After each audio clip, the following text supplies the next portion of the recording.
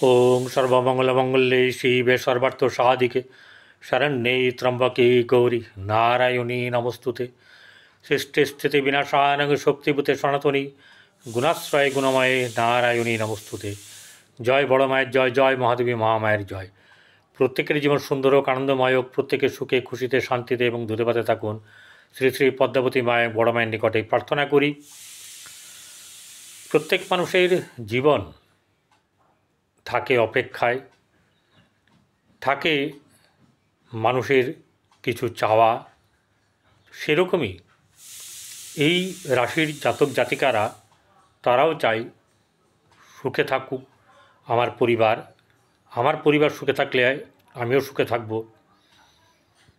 এরকম কিছু আশা নিরাশা নিয়ে আজকের আমার এই প্রতিবেদন। শ্রাবণ মাস শুরু হয়ে গেল।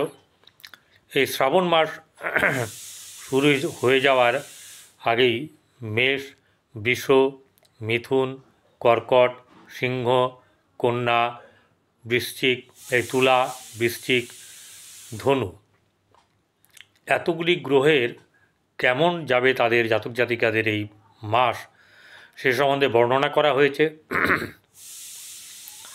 সেই সঙ্গে শ্রাবণ মাস কেমন যাবে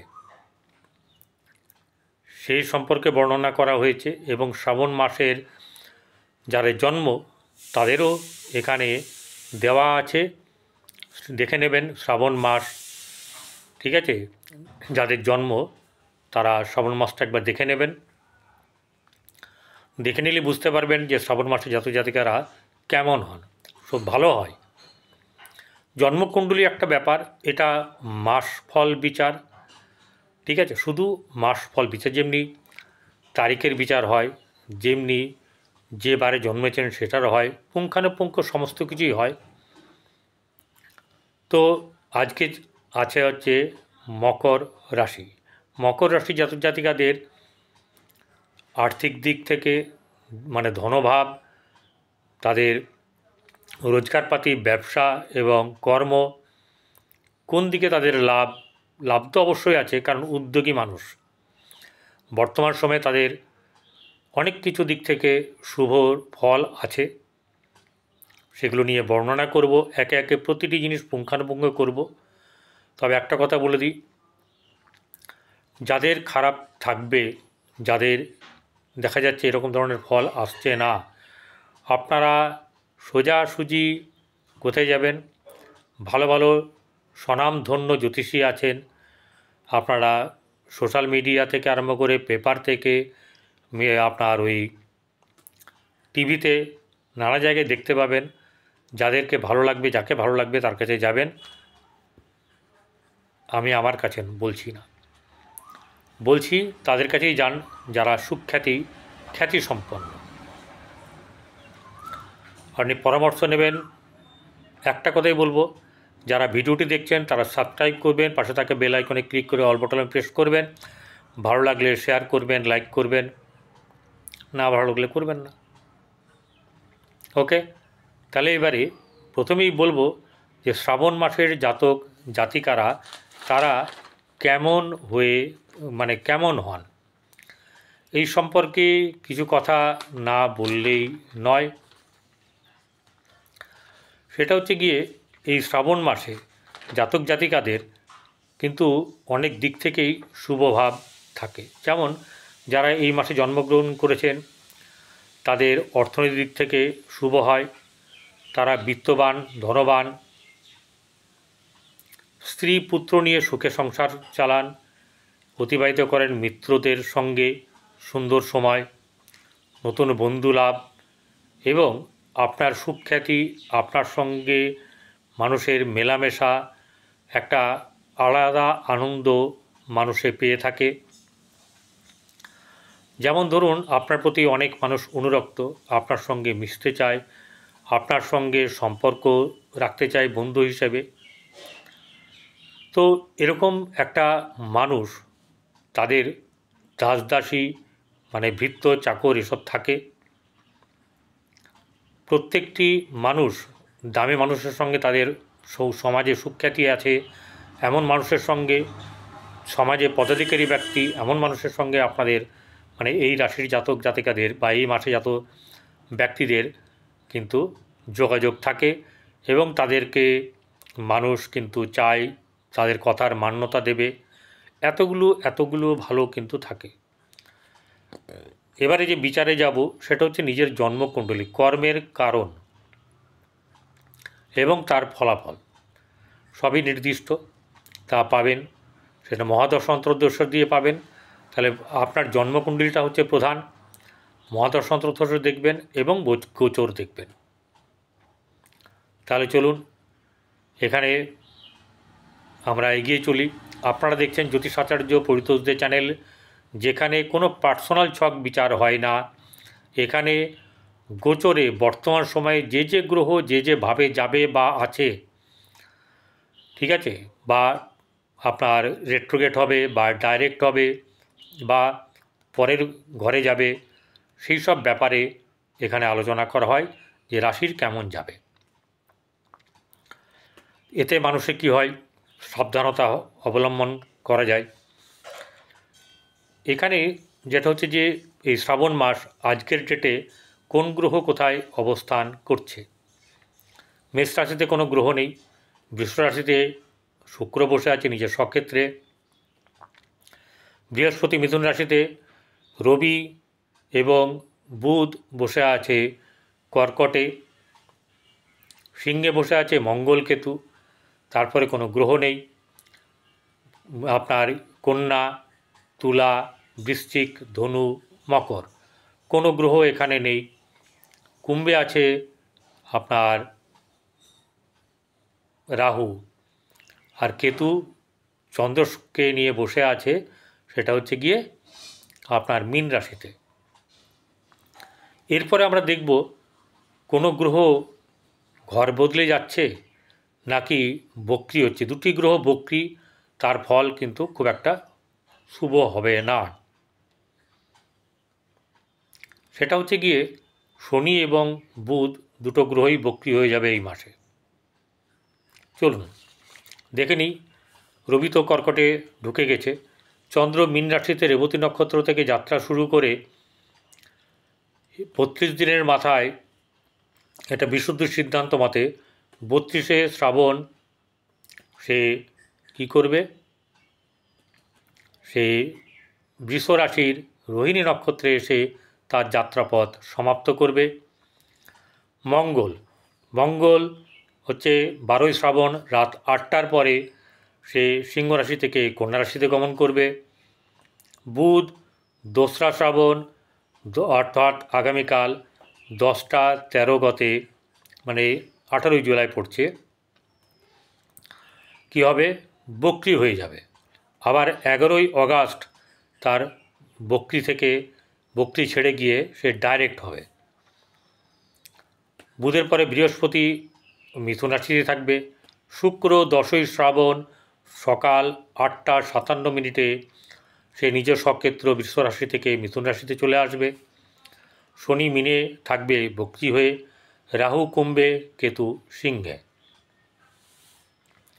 আপনার ক্ষেত্রে যে গ্রহগুলো আছে সে রাশি হচ্ছে মকর রাশি, দ্বিতীয় রাহু, তৃতীয় শনিচন্দ্র অ্যাজ পার 1লা শ্রাবণ।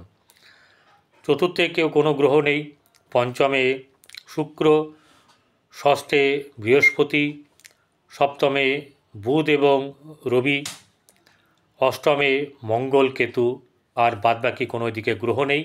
তাহলে এখানে কালসর্পযোগের আন্ডারে আছে। এবারে রাশিতে এই রাশির অধিপতি তৃতীয় বসে আছে শনি তৃতীয় বসে থাকা মানেই আপনি হবেন উদ্যোগী। আপনার উদ্যোগের কারণের জন্যেই আপনার লাভ হবে, ঠিক আছে। আপনি চাইবেন সবসময় যে যতটা সম্ভব পরিশ্রম করে বুদ্ধি খাটিয়ে অর্থ যাতে রোজগার করা যায়, ভালো পজিশনটা যেন ঠিক থাকে এবং সমাজে কাজের মাধ্যম দিয়ে নিজেকে উন্নীত করা, অর্থাগম। আপনার অর্থ যেটা আসবে সেটা যে কখনো কম কখনো খুব বেশি, এরকমভাবেই অর্থের ব্যাপারটা আপনার কাছে আসবে।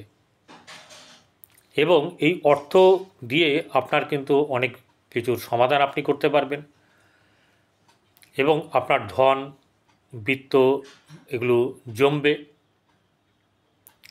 পরিবার আত্মীয় স্বজনের সঙ্গে সম্পর্ক মধ্যম শুভ যাবে। যেটা হচ্ছে গিয়ে ভাই বোনদের সঙ্গে সম্পর্ক খুব বেশি কিন্তু ভালো কিছু নেই এবং গৃহেও শুভভাব বজায় থাকবে না। এই জায়গাটাতে ঘরের যে আমাদের বাস্তু সেখানে কোনো শুভ গ্রহের দৃষ্টি নেই। এবং আরেকটা ব্যাপার সেটা হচ্ছে গিয়ে আপনার এই রাশির অধিপতি সে বসে আছে অষ্টমে, তাহলে খারাপ এমনিতেই যাবে। এবারে পঞ্চম জায়গা, পঞ্চম হচ্ছে আপনার প্রেম, সন্তান, প্রতিভা, শিক্ষা, এরকম শান্তি আরও কিছু আছে। মানে শান্তি তো ওরম করে শান্তি বলে আলাদা কিছু সুখের মতন করে আসে না, মনটা যাতে শান্তি হয়, তৃপ্তি পায়, সেটাই। যে এই সন্তানের দিকটা কিন্তু বেশ শুভ যাবে, আনন্দদায়ক হবে, প্রেমে বেশ হাবুডুবু ডগমগ এরকম একটা ব্যাপার থাকবে। আর কি হবে, প্রতিভার বৃদ্ধি হবে, শিল্পকলাতে বৃদ্ধি, আপনার গান বাজনার শখ যদি থাকে সেখানেও কিন্তু কিছু না কিছু শুভ ফল আপনি পাবেন, শিল্পকলার দিকে পাবেন। আপনার ক্ষেত্রে এই মকর রাশির ক্ষেত্রে আপনার যেটা হবে সেটা হচ্ছে যে রোগ ঋণ শত্রু এগুলো কিন্তু কমবে, অর্থাৎ রোগের প্রকোপ কমবে, শত্রু দমিত হবে, আর ধার করে থাকলে সে ঋণ শোধ হবে। ঠিক আছে। আর কারো যদি ঋণ হয় তাহলে তার জন্মকুণ্ডলী বিচার করাটা প্রয়োজন আছে। এরপরে যেটা দেখার ব্যাপার সেটা হচ্ছে যে ব্যবসা বাণিজ্যে শ্রীবৃদ্ধি হবে, ব্যবসায় লাভ, ব্যবসায়ের দক্ষতার সহিত আপনার ব্যবসার বৃদ্ধি পাবে। শুধু তাই নয়, আপনার যশ লাভ, শ্রীবৃদ্ধি, আর্থিক উন্নতি সমস্ত কিন্তু আপনার বেশ শুভভাবে হবে। কিন্তু রাস্তাঘাট দেখে শুনে চলা ভালো, কাউকে কথা দেয়া, কোনো জায়গায় বাইরে গিয়ে খাওয়া দাওয়া, এইসব ব্যাপারে নিয়ে কিন্তু একটু সাবধানে থাকতে হবে। কথা দেওয়ার ব্যাপারে যেমন সাবধান থাকতে হবে, খাওয়া দাওয়ার ব্যাপারেও কিন্তু সাবধানে থাকতে হবে।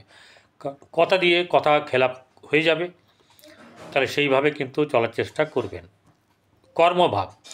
কর্মভাবে কোনো গ্রহ নেই, ঠিক আছে, কিন্তু কর্মভাবের আগে যেটা হচ্ছে ভাগ্যভাবে শনির দৃষ্টি, আর মঙ্গল এখানে প্রবেশ করবে আপনার সেটা হচ্ছে গিয়ে 12ই শ্রাবণ। মঙ্গল যখন এখানে প্রবেশ করবে, শনির দৃষ্টি থাকবে, তো ভাগ্যভাবটা যথেষ্ট শুভ কিন্তু আপনার হবে না। কিন্তু আপনি যে লড়াকু, আপনি তো ভাগ্যকে জয় করেই ছাড়বেন, কারণ সেই ব্যাপারে সাথ দেবে কর্মের জায়গায়, সেই ব্যাপারে সাথ দেবে আপনার একাদশ ভাব, লাভ স্থান, সাফল্য স্থানে। এইখানে দশমভাবে রাহুর দৃষ্টি আছে, বৃহস্পতিরও দৃষ্টি আছে, তাহলে এখানে আপনার কিন্তু লাভ অবশ্যই হবে, সেটা কর্মের দিক থেকে, কর্মলাভ, কর্মে উন্নতি, এইসব ব্যাপার হবে। তবে কেউ কেউ কিন্তু কাঠিবাজি করবে, হতে দেবে না, এরকম ব্যাপারও কিন্তু ঘটবে। ঠিক আছে, এই জায়গাটাকে ভালো করে লক্ষ্য রাখবেন, দরকারে আপনারা আপনাদের জ্যোতিষীর কাছে পরামর্শ নেবেন। এবারে যেটা হচ্ছে যে একাদশ ভাব, লাভ স্থান, আয় স্থান, লিকুইড মানি, সাফল্য, এরকম ব্যাপার এইখানে শুক্র দৃষ্টি দিয়ে আছে, ততদিন তো ভালোই, তাছাড়াও ভালো যাবে, অসুবিধা কিন্তু কিছু হবে না। কারণ শুক্র বৃহস্পতি যখন মানে আপনার ষষ্ঠে চলে যাবে, শত্রু নাশের ব্যাপারটা যেমনি হবে, আপনার বিপক্ষে যাওয়ার মতন লোক সেরকম ধরনের হবে না। প্রথমে যদি কেউ বিপক্ষে যায়, সে পরবর্তীকালে আবার সপক্ষে চলে আসবে।